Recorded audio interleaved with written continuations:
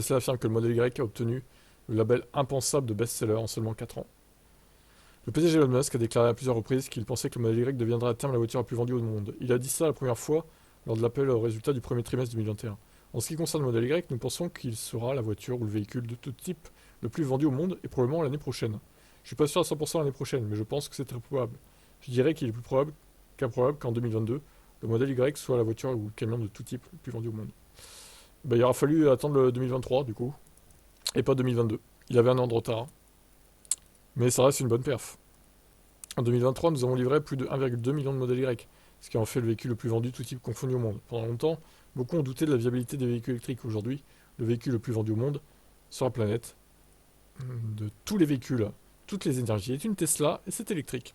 Si les chiffres sont corrects sur la base du questionnaire des actionnaires de Tesla, des commentaires formulés lors d'appels aux résultats, ça signifie que le modèle Y représentait une grande concentration de la gamme de véhicules de l'entreprise. Tesla présente ces chiffres d'une manière unique, combinant le modèle Y et modèle 3 dans ses rapports.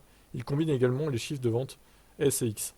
Tesla a livré 1 739 707 unités modèle 3 et Y en 2023.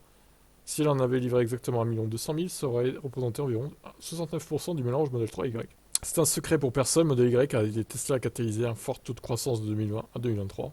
Les livraisons de véhicules ont augmenté de 38% en 2023 par rapport à 2022. Le modèle Y était sans aucun doute, une grande partie grâce à son influence massive en tant que demande. Bon bref, tout ça pour dire que bon, au final il avait raison, mais avec un an de retard.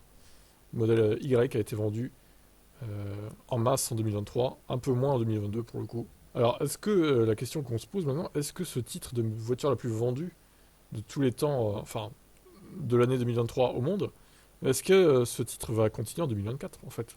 Ou alors est-ce que Toyota, avec ses thermiques chéries, va reprendre l'avantage?